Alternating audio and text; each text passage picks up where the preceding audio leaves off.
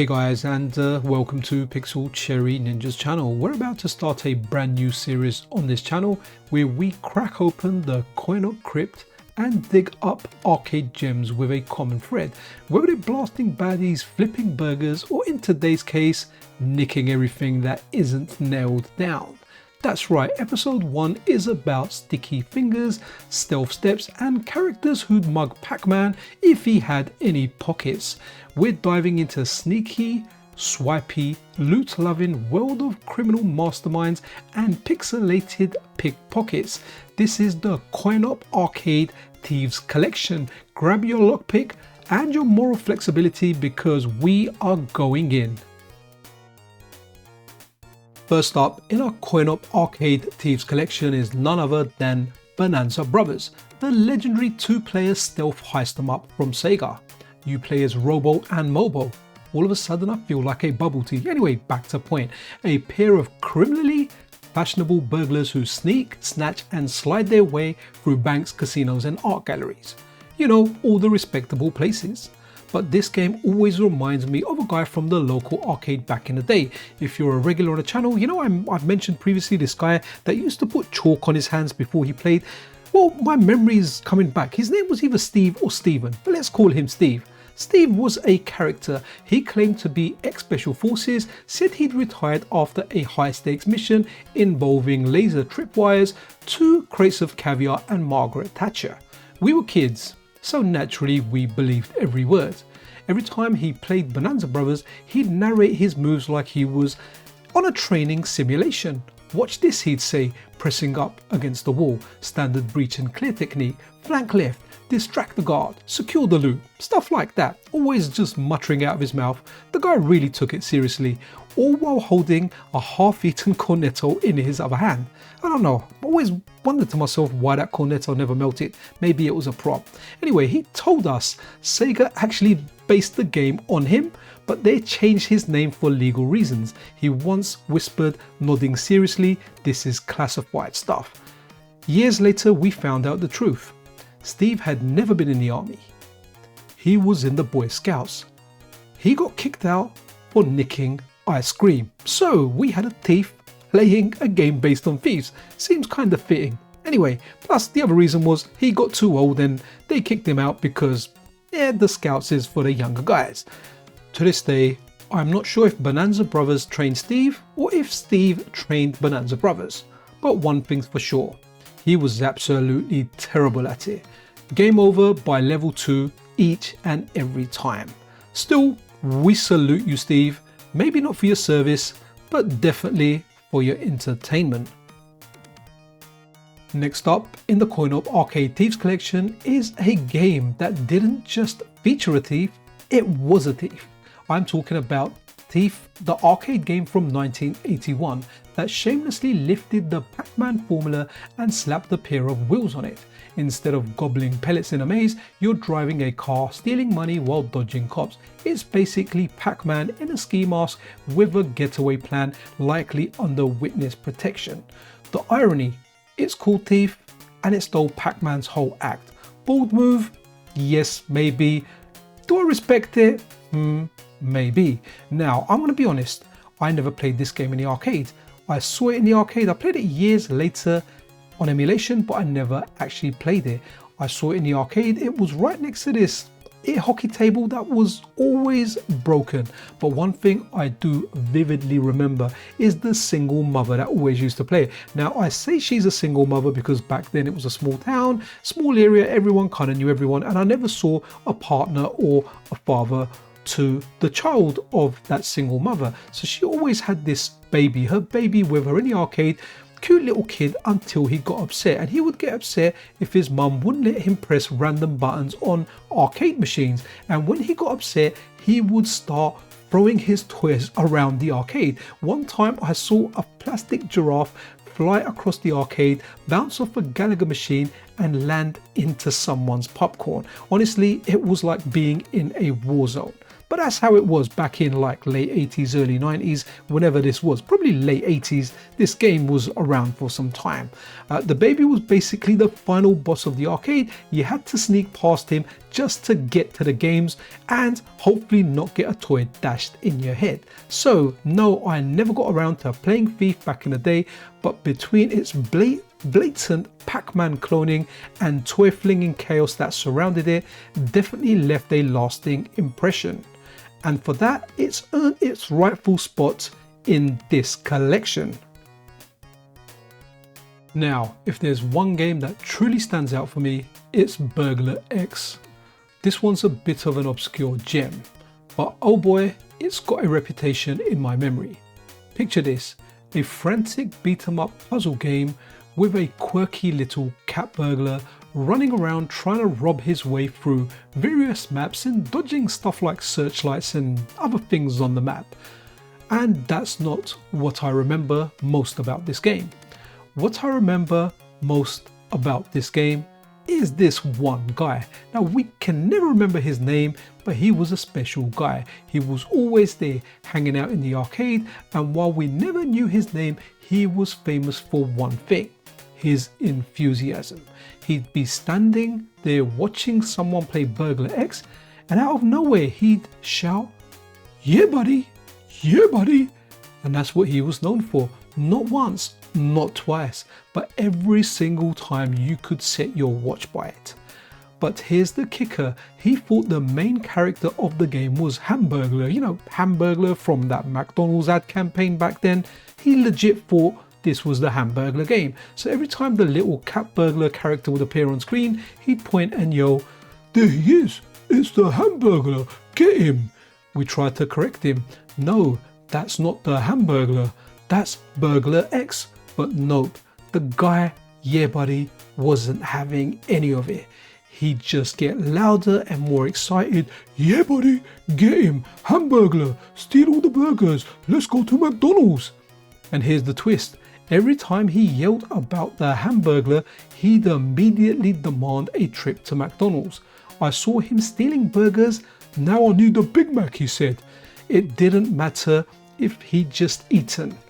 He just wanted McDonald's every time he saw that burglar in Burglar X. We even started predicting when he'd end up at McDonald's based on his game watching habits. If he was around, we all knew that at some point we'd be making a pit stop to McDonald's for some burger, fries and milkshakes that night sometime. So yeah, Burglar X might be a quirky little game, but for us it will always be about yeah buddy, the one who yelled yeah buddy at the top of his lungs and made every session of Burglar X feel like a prelude to a fast food adventure. Alrighty then, next up in our coin-op arcade Thieves collection is Crime City, the 1989 game. This game was all about walking down crime-ridden streets, taking out bad guys and being a total vigilante in the most late 80s and 90s way possible. Guns, explosions and a story that was basically just an excuse to blow up everything in sight.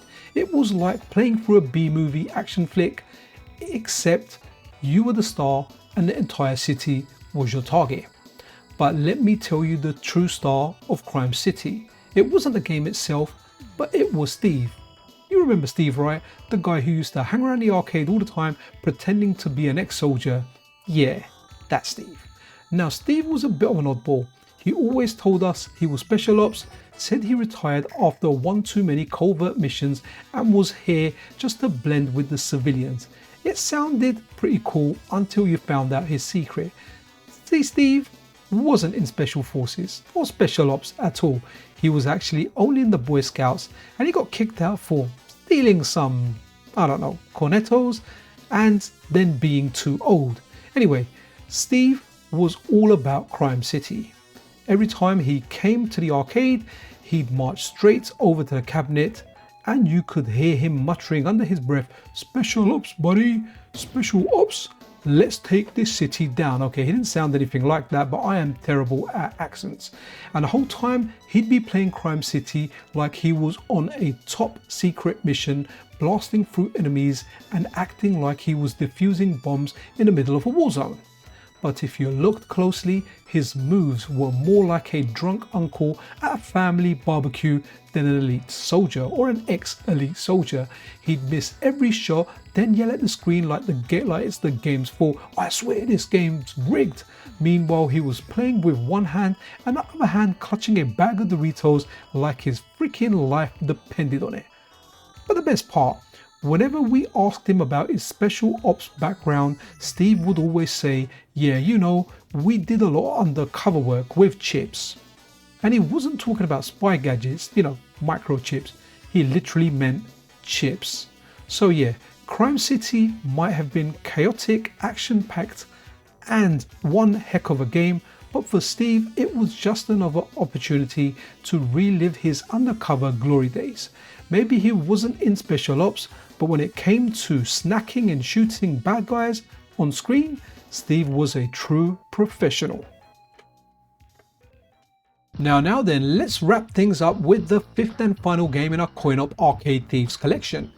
B-Rap Boys, that's right, that brawler on wheels. This game was straight up rhythm-fueled, side-scrolling, beat-em-up action where you'd play as breakdancing heroes, rocking out and battling against foes in the most 90s, I was going to say 80s, most 90s way possible. You had moves, you had style, and if you could keep up with the beat, you might even beat the game. But let's be honest, it was mostly about the funky soundtrack and how cool it made you feel when you landed that perfect spin. But what made B-Rap Boys memorable for me wasn't the game itself. It was this rich kid that used to come to the shop. I can't remember his name, but let's just call him Rupert because that sounds like a rich kid's name. A spoiled rich kid who used to hang out around the arcades thinking he was king of the world. Rupert was, well, let's just say, not very good at arcade games. Every time he came in, he'd be decked out in brand new clothes.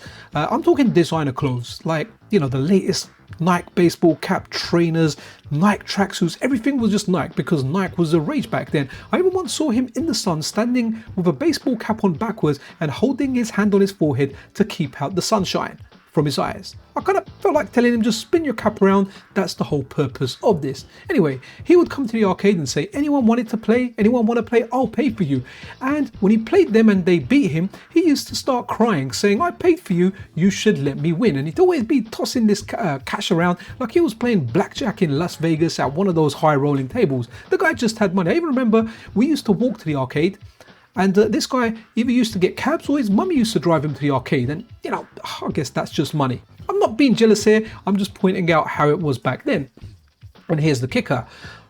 Rupert just could not play any game at all well. I mean, he was like one of the worst arcade game players I ever saw, but he was super confident about it. He'd waddle up to any game, especially B-Rap Boys, and immediately start pressing buttons like he was operating a vending machine. Every time he missed a move, he'd just laugh and say, ha ha ha, it's all about the money. I can get whatever I want. Look at this.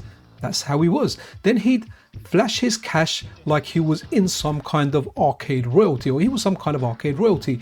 The funniest thing, he always thought his money could get him everything, like winning at every game. And I did see him complete some games, but I'm talking like what you would have completed in 3 or 4 credits, this guy completed in 100. And he used to get really annoyed at arcade games that had like checkpoints where you start from, so you couldn't just brute force your way and complete it. Stuff like Shinobi, Shadow Dancer, the guy couldn't complete it. But if you could put your money in and continue from exactly the same spot, money was not the issue. He would complete the games, then he would just show off and brag about exactly how good he was. But Rupert had this funny habit, right? And whenever he got excited, especially too excited, and this used to happen when he played B-Rap Boys, he'd start to get, well, nervous, and then really nervous. You could almost see it building up as he got more into the game. His face grew redder and redder with each failed attempt, and before you knew it, you'd hear him yell, "Oh no, it happened again," followed by the unmistakable sound of a young adult, I suppose, like a teenager who just wet his pants. That's right, that puddle was there at the front. It was unmistakable, and yet he'd keep going, thinking his money could fix everything. "Don't worry, I'll buy the whole arcade," he'd say, completely oblivious to the fact that we were all silently praying for him to get up and leave. The only person who'd ever paid any attention to Rupert was Steve. Remember Steve? Yeah, allegedly military, but ended up being in the Boy Scouts. Yeah, I know you remember the guy. He used to give him a pat on the back and say, "Don't worry, you've got enough money, you can buy yourself another pants."